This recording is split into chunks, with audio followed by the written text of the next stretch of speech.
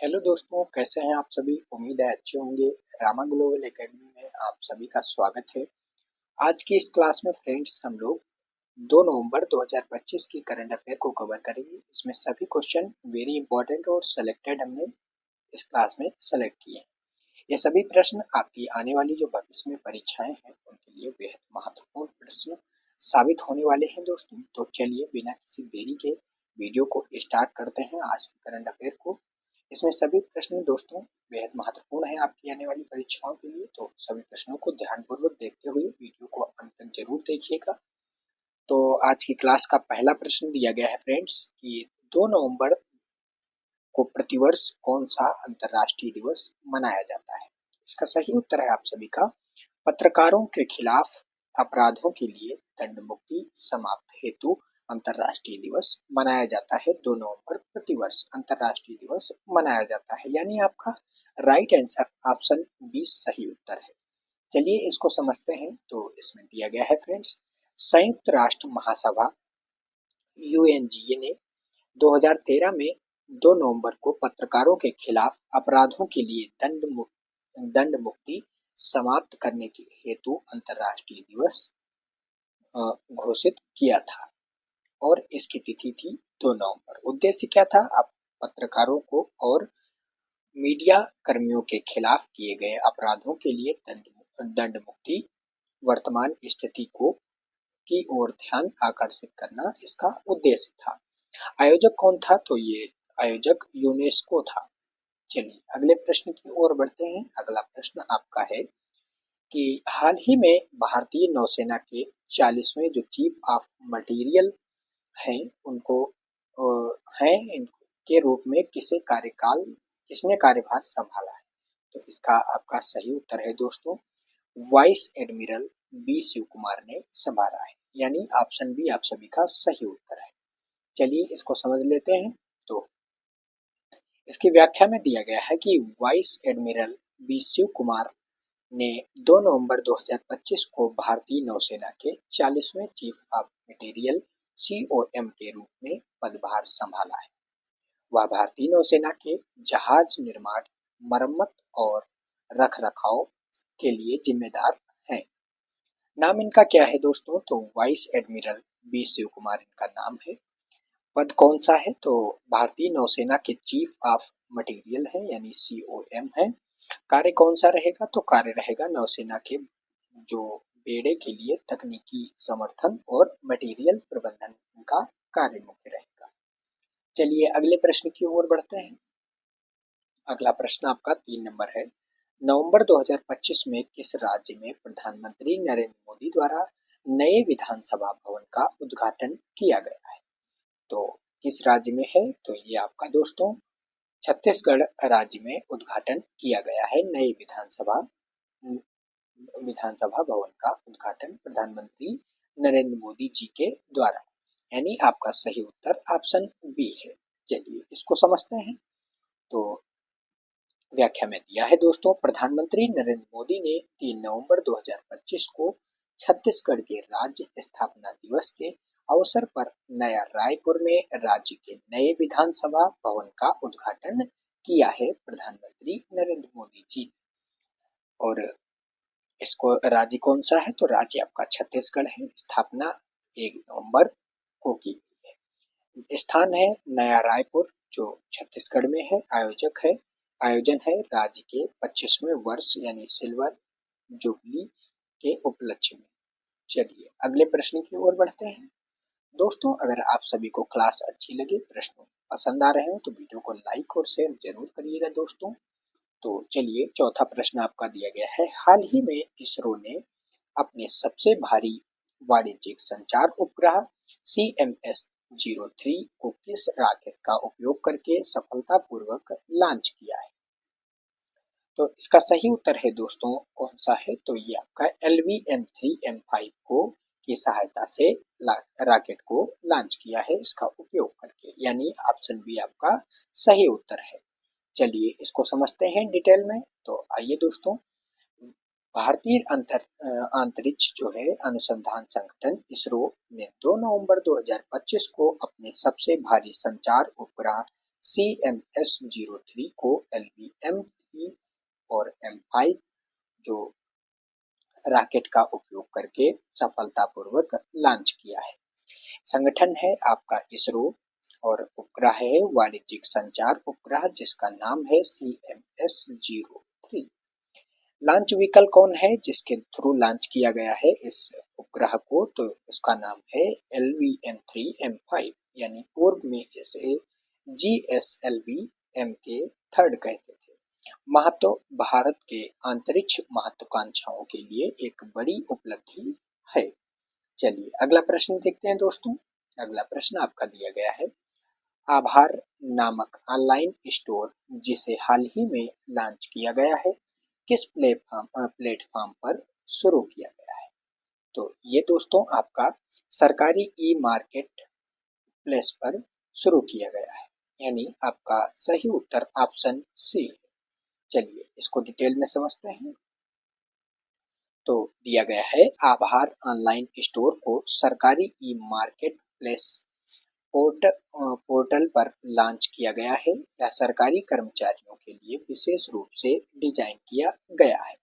इसका स्टोर का नाम क्या है? तो आभार नाम है। प्लेटफॉर्म क्या है? तो प्लेटफॉर्म का नाम है GEM, यानी गवर्नमेंट ई मार्केट प्लेस।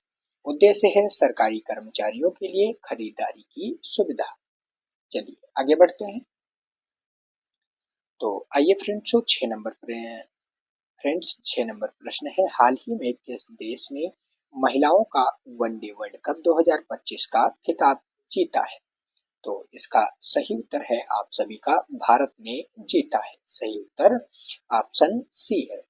चलिए आगे समझते हैं। व्याख्या में दिया है दोस्तों कि भारतीय महिला क्रिकेट टीम ने 2025 में महिला वनडे वर्ल्ड कप का खिताब जीतकर इतिहास रचा है।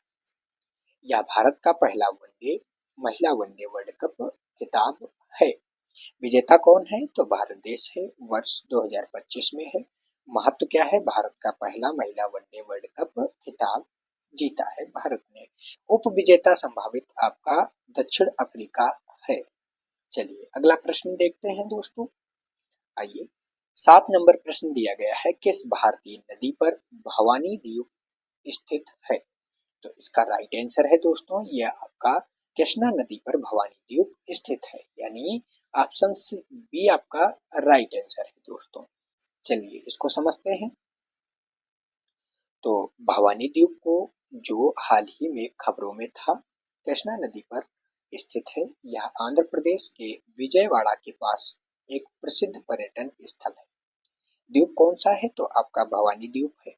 नदी कौन सी है? किस नदी पर है? तो कृष्णा नदी पर है। स्थान कौन सा है? तो आंध्र प्रदेश के विजयवाड़ा स्थान पर यह द्वीप है। चलिए अगले प्रश्न की ओर बढ़ते हैं। आइए अगला प्रश्न आपका 8 नंबर है, हाल ही में किस राज्य सरकार ने कुष्ठ रोग को अधिसूचित रोग घोषित किया है? इसका राइट आंसर है दोस्तों, तो ये आपका महाराष्ट्र सरकार ने घोषित किया है कुष्ठ रोग को अधिसूचित रोग में, यानी ऑप्शन सी सही उत्तर है। चलिए इसको समझते हैं। तो महाराष्ट्र सरकार ने कुष्ठ रोग के मामलों की बेहतर निगरानी और प्रबंधन के लिए इसे अधिसूचित रोग में घोषित किया है। रोग कौन सा है? तो कुष्ठ रोग है। ठीक है दोस्तों, और राज्य आपका महाराष्ट्र है, इसी ने घोषित किया है। घोषणा अधिसूचित रोग यानी बीमारी के मामलों की रिपोर्टिंग अनिवार्य है, यह इसकी घोषणा है। चलिए अगला प्रश्न है, 9 नंबर प्रश्न है, भारत का पहला स्वदेशी फोटोनिक रडार किस संगठन द्वारा विकसित किया गया है? तो इसका राइट आंसर है, ये आपका DRDO द्वारा विकसित किया गया है भारत का पहला फोटोनिक रडार, जो DRDO द्वारा विकसित किया गया है, यानी ऑप्शन ए आपका सही उत्तर है दोस्तों। इसको देखते हैं। तो भारत का पहला स्वदेशी फोटोनिक रडार रक्षा अनुसंधान एवं विकास संगठन DRDO द्वारा विकसित किया गया है। तकनीकी है स्वदेशी फोटोनिक रडार। विकासकर्ता कौन है, यानी कहाँ से विकास इसका हुआ है? तो DRDO द्वारा किया गया है। महत्व है उन्नत निगरानी और रक्षा की क्षमताएं बढ़ाना। चलिए अगला प्रश्न है, तो आपका 10 नंबर प्रश्न है कि कुनमिंग जैव विविधता कोष का शुभ आरंभ किस अंतरराष्ट्रीय सम्मेलन के दौरान किया गया है? तो इसका शुभ आरंभ दोस्तों आपका कोप 15 के दौरान किया गया है, यानी जैव विविधता पर कन्वेंशन। चलिए अगला प्रश्न इस क्वेश्चन डिटेल में समझते हैं फ्रेंड्स, फिर अगला प्रश्न देखते हैं। तो कुनमिंग जैव विविधता कोष को जैविक विविधता पर कन्वेंशन सीबीडी के कोप 15 के दौरान लॉन्च किया गया था। कोष कौन है? तो कुनमिंग जैव विविधता कोष है। पृष्ठभूमि है जैविक विविधता पर कन्वेंशन सीबीडी का कोप 15। उद्देश्य क्या है? तो विकासशील देशों में जैव विविधता संरक्षण का समर्थन करना इसका उद्देश्य है। चलिए अगले प्रश्न की ओर बढ़ते हैं। अगला प्रश्न आपका दिया गया है कि भारत के पहले डिजिटल नोमैड गांव की स्थापना किस राज्य में की गई है? तो भारत के पहले डिजिटल नोमैड गांव की जो स्थापना हुई है दोस्तों, ये आपका सिक्किम राज्य में हुई है, यानी ऑप्शन ए आप सभी का सही उत्तर है। चलिए इसको समझते हैं। तो व्याख्या में दिया है मेरे दोस्तों कि भारत का पहला डिजिटल नोमैड गांव सिक्किम में स्थापित किया गया है। डिजिटल नोमैड वे लोग होते हैं जो दूरस्थ रूप से काम करते हुए यात्रा करते हैं, यानी पहला डिजिटल नोमैड गांव बना है भारत का सिक्किम। राज्य कौन सा है? तो सिक्किम है। दूर लाभ क्या है इसका? तो दूरस्थ जो कार्य करने वाले पेशेवरों होते हैं उनके लिए सुविधाजनक है। चलिए अगले प्रश्न की ओर बढ़ते हैं। अगला प्रश्न आपका है कि हाल ही में controller general of defence accounts के रूप में किसे नियुक्त किया गया है? तो controller general of defence accounts के रूप में किसे नियुक्त किया गया है? तो दोस्तों राजीव कुमार को नियुक्त किया गया है, यानी option B sorry friends, option B आपका राइट आंसर है। विश्वजीत सहाय को नियुक्त किया गया है। ये आपका ऑप्शन बी सही उत्तर है, ऑप्शन सी करेक्ट रॉन्ग है। विश्वजीत सहाय को controller general of defence accounts नियुक्त किया गया है। तो चलिए इसको समझते हैं। तो दिया गया है मेरे दोस्तों, वरिष्ठ नौकरशाह श्री विश्वजीत सहाय ने controller general of defence accounts CGDA का पदभार ग्रहण किया है इन्होंने। ठीक है, इनका नाम है विश्वजीत सहाय, जिन्होंने सीजीडीए रक्षा लेखा महानियंत्रक पद संभाला है, यानी आप सभी का सीजीडीए का पद जो है वो विश्वजीत सहाय ने संभाला है। चलिए अगले प्रश्न की ओर बढ़ते हैं। तो अगला प्रश्न आपका क्या दिया गया है दोस्तों? भारतीय सेना की किस कमान ने हाल ही में बड़े पैमाने पर ड्रोन और काउंटर ड्रोन अभ्यास वायु समन्वय सेकेंड का सफलतापूर्वक संचालन किया है? तो इसका सही उत्तर है दोस्तों, दक्षिण अफ्रीकी कमान ने शुरू किया है, संचालन किया है, यानी ऑप्शन डी आपका सही उत्तर है। चलिए इसको समझते हैं। तो भारतीय सेना की दक्षिण पश्चिमी कमान ने बड़े पैमाने पर ड्रोन और काउंटर ड्रोन अभ्यास वायु समन्वय सेकेंड का सफलतापूर्वक संचालन किया है, जिसका उद्देश्य है हवाई खतरों के खिलाफ भारतीय सेना की प्रतिक्रिया क्षमता को मजबूत करना। अभ्यास कौन सा है दोस्तों? तो वायु समन्वय सेकेंड अभ्यास है। संचालक कौन है? तो भारतीय सेना की दक्षिण अफ्रीकी जो कमान है उन्होंने संचालन किया है। केंद्र बिंदु ड्रोन और काउंटर ड्रोन ऑपरेशन इसका केंद्र बिंदु है। चलिए अगला प्रश्न है दोस्तों, अगर प्रश्न पसंद आ रहे हैं तो वीडियो को लाइक जरूर करिएगा आप सभी, जिससे हम आप सभी को अच्छे से और समझा सकें। तो 14 नंबर प्रश्न आपका दिया गया है कि केंद्रीय गृह मंत्री दक्षता पदक किस मंत्रालय द्वारा स्थापित किया गया है? तो ये आपका दोस्तों गृह मंत्रालय द्वारा स्थापित किया गया है, यानी ऑप्शन बी आप सभी का सही उत्तर है। चलिए इसको समझते हैं। तो व्याख्या में दिया है, केंद्रीय गृह मंत्री दक्षता पदक को गृह मंत्रालय द्वारा स्थापित किया गया है। पुरस्कार है केंद्रीय गृह मंत्री दक्षता पदक। संस्थापक कौन है? तो संस्थापक इसका गृह मंत्रालय है। तो चलिए दोस्तों अगला प्रश्न है, दिया गया है 15 नंबर प्रश्न, भारतीय पैकेजिंग संस्थान आईआईपी किस मंत्रालय के तहत कार्य करता है? तो ये आपका दोस्तों वाणिज्य और उद्योग मंत्रालय के तहत कार्य करता है, यानी ऑप्शन ए आपका सही उत्तर है। चलिए इसको समझते हैं। तो भारतीय पैकेजिंग संस्थान आईआईपी वाणिज्य और उद्योग मंत्रालय के तहत एक स्वायत्त निकाय है, जिसका संस्थान जो है वो भारतीय पैकेजिंग संस्थान आईआईपी है। मंत्रालय है वाणिज्य और उद्योग मंत्रालय। कार्य है पैकेजिंग प्रौद्योगिकी के क्षेत्र में प्रशिक्षण और अनुसंधान। चलिए अगले प्रश्न की ओर बढ़ते हैं। अगला प्रश्न आपका दिया गया है फ्रेंड्स कि राष्ट्रीय एकता दिवस जो है वो किसकी जयंती के रूप में मनाया जाता है? तो ये आपका दोस्तों राष्ट्रीय एकता दिवस ये सरदार वल्लभ भाई पटेल जी की जयंती के रूप में मनाया जाता है। राष्ट्रीय एकता दिवस ऑप्शन सी आपका दोस्तों सही उत्तर है। चलिए इसको अगले समझते हैं अगले पीपीटी में।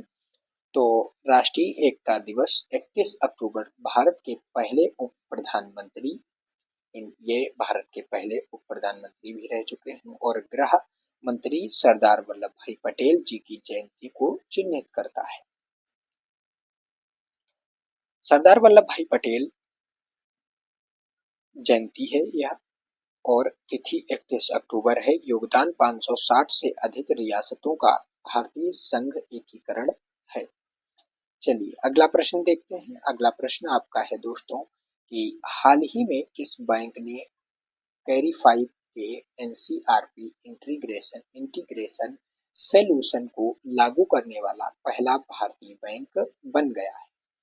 तो दोस्तों ये आपका पंजाब नेशनल बैंक बन गया है, यानी पीएनबी बैंक बनी है। ऑप्शन ए आपका सही उत्तर है। चलिए इसको समझते हैं। तो दिया गया है मेरे दोस्तों कि Punjab national bank PNB carry 5 NCRP integration solution को लागू करने वाला भारत का पहला भारतीय बैंक बन गया है। यह साइबर धोखाधड़ी से निपटने में मदद करता है। और बैंक कौन सी है? तो ये पंजाब नेशनल बैंक है पीएनबी। तकनीकी क्या है? तो तकनीकी है कैरी 5 एनसीआरपी इंटीग्रेशन सॉल्यूशन तकनीकी है। उद्देश्य है साइबर धोखाधड़ी से सुरक्षा करना। चलिए अगला प्रश्न है कि टेनिस में ऑस्ट्रेलियन ओपन 2025 पुरुष एकल का खिताब किसने जीता है? तो ये पुरस्कार जो है ये खिताब आपका यानिक सिनर ने जीता है, यानी ऑप्शन सी आपका सही उत्तर है दोस्तों। चलिए इसको समझते हैं डिटेल में। तो इटली के यानिक सिनर जो है वो इटली के हैं। ऑस्ट्रेलियन ओपन 2025 का पुरुष एकल खिताब इन्होंने जीता है। टूर्नामेंट कौन सा था? तो ये ऑस्ट्रेलियन ओपन 2025 का टूर्नामेंट था। विजेता यानिक सिनर इटली के हैं, ये आपके विजेता हुए। चलिए अगले प्रश्न की ओर बढ़ते हैं। अगला प्रश्न आपका दिया गया है कि किस देश के साथ भारत का सबसे बड़ा व्यापार संतुलन बना है जो नवंबर 2025 के अनुसार है? तो इसका आपका सही उत्तर है दोस्तों संयुक्त राज्य अमेरिका के साथ बना हुआ है 2000 ओ नवंबर 2025 के अनुसार, यानी ऑप्शन बी आपका सही उत्तर है। चलिए इसको समझते हैं। तो देखो दोस्तों नवंबर 2025 तक के आंकड़ों के अनुसार भारत का जो सबसे बड़ा व्यापार है अधिशेष या सकारात्मक व्यापार संतुलन संयुक्त राज्य अमेरिका के साथ में है। संबंध क्या है? तो यूएसए संबंध है। स्थिति भारत का सबसे बड़ा व्यापार अधिशेष है यूएसए से। चलिए अगला प्रश्न है कि आयुष्मान भारत प्रधानमंत्री जन आरोग्य योजना के तहत जन योजना को 2025 की में दुनिया की किस क्रम की सबसे बड़ी स्वास्थ्य योजना घोषित किया गया है? तो ये दोस्तों पहली क्रम की दुनिया की सबसे पहली स्वास्थ्य योजना घोषित किया गया है, यानी ऑप्शन सी आपका सही उत्तर है। चलिए इसको समझते हैं। तो दोस्तों भारत की प्रमुख स्वास्थ्य बीमा योजना आयुष्मान भारत प्रधानमंत्री जन आरोग्य योजना एपीपीएमजे पीएमजे को 2025 में आधिकारिक तौर पर दुनिया की नंबर 1 स्वास्थ्य योजना घोषित किया गया है। योजना कौन सी है? तो ABPMJ योजना है। रैंक है दोस्तों 2025 के अनुसार दुनिया की नंबर 1 पहली। महत्व क्या है? तो गरीबों के लिए मुफ्त स्वास्थ्य कवरेज प्रदान करना इसका मुख्य महत्व है, उद्देश्य है। चलिए अगला प्रश्न है कि भारत की पहली महिला मुख्य न्यायाधीश कौन बनी थी? तो भारत की पहली महिला मुख्य न्यायाधीश फातिमा बीबी जो है वो बनी थी, यानी ऑप्शन बी आपका सही उत्तर है। चलिए इसको समझते हैं। तो एम फातिमा बीबी भारत के सर्वोच्च न्यायालय की पहली महिला न्यायाधीश थी, हालांकि मुख्य न्यायाधीश नहीं थी। पहली महिला मुख्य न्यायाधीश किसी उच्च न्यायालय की यानी हाई कोर्ट की थी, लीला सेठ जिनका नाम था, जो हिमाचल प्रदेश की थी। हालांकि परीक्षाओं में अक्सर सर्वोच्च न्यायालय की पहली महिला न्यायाधीश को पहली महिला मुख्य न्यायाधीश के रूप में भ्रमित किया जाता है। विकल्प आपका बी ऑप्शन यानी फातिमा बीबी सर्वोच्च न्यायालय के संदर्भ से सबसे अधिक प्रासंगिक है, यानी सही उत्तर ऑप्शन बी है आपका। नाम इनका क्या है? तो एम फातिमा बीबी इनका नाम है। पद कौन सा है? तो सुप्रीम कोर्ट की पहली महिला जज बनी थी। किस सन में? तो ये आपकी 1989 सन में बनी थी। लीला सेठ किसी उच्च न्यायालय की पहली महिला मुख्य न्यायाधीश थी। चलिए अब अगले प्रश्न की ओर बढ़ते हैं। अगला प्रश्न आपका दिया गया है दोस्तों, किस संविधान संशोधन अधिनियम द्वारा बदल कानून को भारतीय संविधान की 10वीं अनुसूची में शामिल किया गया था? तो इसका सही उत्तर है दोस्तों, इसे शामिल किया गया था तो जो आपका 52वां संशोधन है अधिनियम 1985, इसे शामिल किया गया था, यानी ऑप्शन बी आप सभी का सही उत्तर है। चलिए इसको समझते हैं डिटेल में दोस्तों। तो डिटेल में दिया गया है आप सभी का कि 92वें संशोधन अधिनियम 1985 द्वारा संविधान में 10वीं अनुसूची जोड़ी गई है, जिसे सामान्यतः दल बदल विरोधी कानून के रूप में माना जाता है। और संशोधन 52वां संशोधन जो 1985 में हुआ है। अनुसूची 10वीं अनुसूची है। यह उद्देश्य राजनीतिक बदलाव पर रोक लाना इसकी उद्देश्य है इसका। चलिए अगला प्रश्न है। अगला प्रश्न आपका दिया गया है कि पेंच राष्ट्रीय उद्यान किस भारतीय राज्य में स्थित है? तो ये आपका दोस्तों किस राज्य में स्थित है? तो ये मध्य प्रदेश राज्य में स्थित है, यानी आप सभी का राइट आंसर ऑप्शन बी सही उत्तर है। चलिए इसको समझते हैं डिटेल में दोस्तों। तो दिया गया है पेंच राष्ट्रीय उद्यान मुख्य रूप से मध्य प्रदेश में स्थित है, हालांकि इसका कुछ हिस्सा महाराष्ट्र में भी आता है और यह रुडयार्ड किपलिंग की प्रसिद्ध पुस्तक द जंगल बुक के लिए भी जाना जाता है। स्थान कौन सा है? तो मुख्य रूप से मध्य प्रदेश, कुछ भाग महाराष्ट्र में। इसका महत्व क्या है? तो tiger reserve, the jungle book से जुड़ाव इसका उद्देश्य है। चलिए अगला प्रश्न देखते हैं। अगला प्रश्न आपका है दोस्तों, दिया गया है अंतरराष्ट्रीय मुद्रा कोष यानी IMF कौन सी प्रमुख रिपोर्ट प्रकाशित करता है? तो यह आपका दोस्तों कौन सा अंतरराष्ट्रीय मुद्रा कोष जो है ये कौन सा प्रकाशित करता है रिपोर्ट को? तो ये दोस्तों आपका वैश्विक वित्तीय स्थिरता रिपोर्ट भी प्रकाशित करता है और वैश्विक आर्थिक ऑलआउट को भी प्रकाशित करता है। यानी आपका सही उत्तर दोस्तों क्या है? ऑप्शन ए और बी दोनों सही उत्तर है। चलिए आगे समझते हैं इसको। तो अंतरराष्ट्रीय मुद्रा कोष IMF को दो सबसे महत्वपूर्ण रिपोर्ट विश्व आर्थिक ऑलआउट और वैश्विक वित्तीय स्थिरता की रिपोर्ट प्रकाशित करता है। यानी संगठन कौन सा है आपका? IMF मुख्यालय वाशिंगटन DC। और प्रमुख रिपोर्टें कौन सी हैं? तो विश्व आर्थिक ऑलआउट WEO, और वैश्विक वित्तीय स्थिरता रिपोर्ट यानी GFSR इसका जो रिपोर्टें हैं इसके थ्रू आती है।